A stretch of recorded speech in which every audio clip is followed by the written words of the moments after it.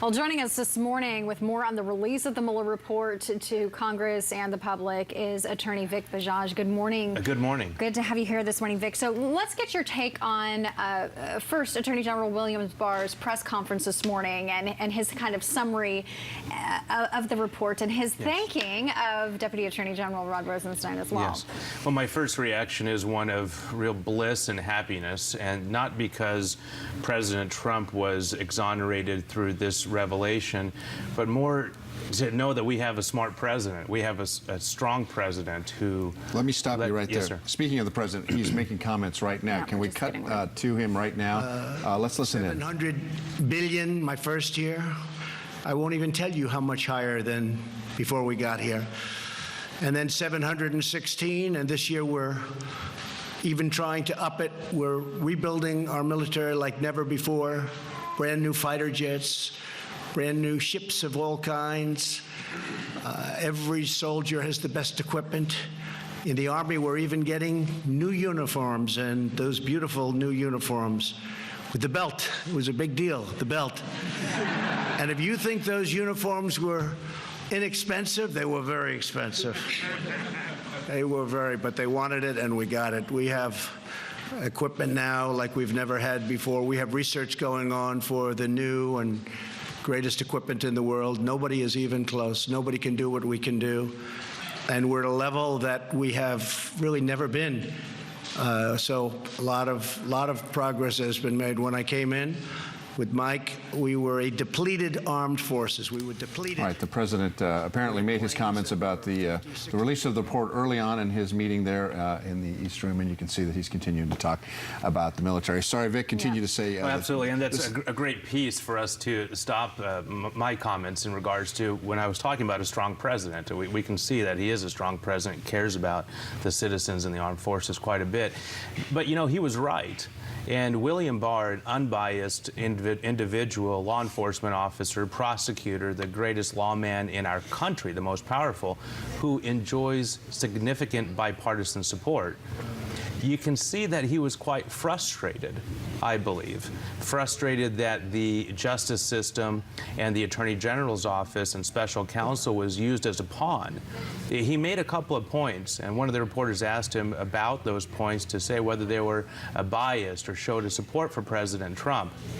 But in reality, when he announced the fact that there was no obstruction and that there was no collusion at all, it was very clear that President Trump was correct from the get-go. So it's a good day for the country because we are led by an individual who has not been hampered, has not been influenced in any way, and has not had any policy creations because of an outside force. Now, what will happen now is something that really is for theaters, not really for real politics or making laws or enforcing the safety of our community members. We have an election in 2020. So now you'll see the Senate Judiciary Committee try to elicit statements from William Barr, from Robert Mueller, in order to have sound bites and snippets to use for their elections coming up. And it's sad. This is the highest, most well-qualified lawman in the United States of America who says the millions of dollars that were spent, the thousands of hours, and the frustrations and careers of good individuals that were ruined was all for naught. The one sentence I really take away is when he described President Trump's alleged obstruction of justice acts. It seems to be that the foundation of those, he implied, were President Trump's statements, what he said to the public.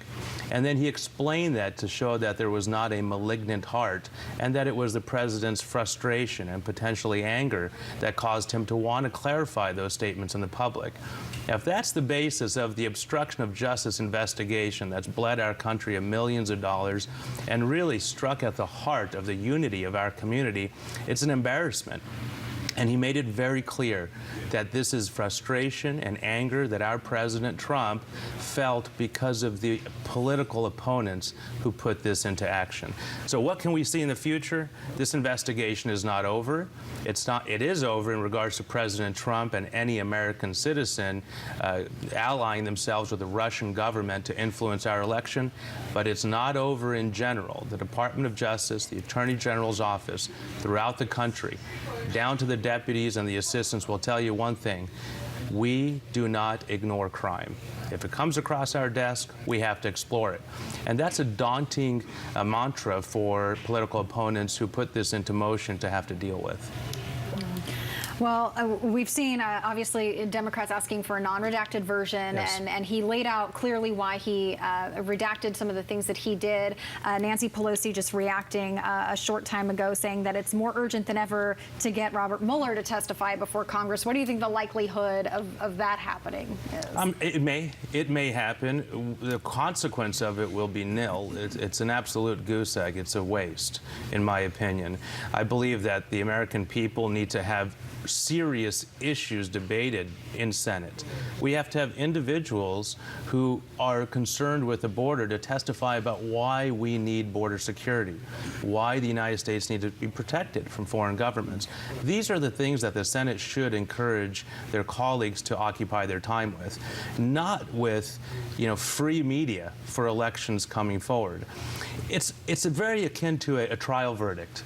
Many times when we jump into a trial, we are adversaries, depending on how we were beforehand, but once that jury is sworn in, we have a side and our opponents may have a side. When the jury comes down with a verdict, we have to respect that. We have to live with that, and we cannot second guess that. Rarely judges will have judgments or decisions that cross-examine or second guess them, but very rarely. This is the pinnacle of what we must rely upon. This is the fact finder. In this scenario, the fact finder is Attorney General William Barr. And so now to dissect the reasons why he came to his conclusion and perhaps pointing out irrelevant or immaterial facts that did not give rise to a different conclusion is frankly a waste of time. And I believe that our money, our tax dollars, are much better spent addressing much more serious issues. And Attorney General Barr didn't make a point of suggesting that he had, by law, had to give the report to the president to see. Yes. The president said, no, I don't want to redact it. You control it. You deal with it. We're good with what you have. So, Vikas Bajaj, thanks so much for being here. My Appreciate pleasure. your Thank you thoughts so on much. this. Good to see you, Vic.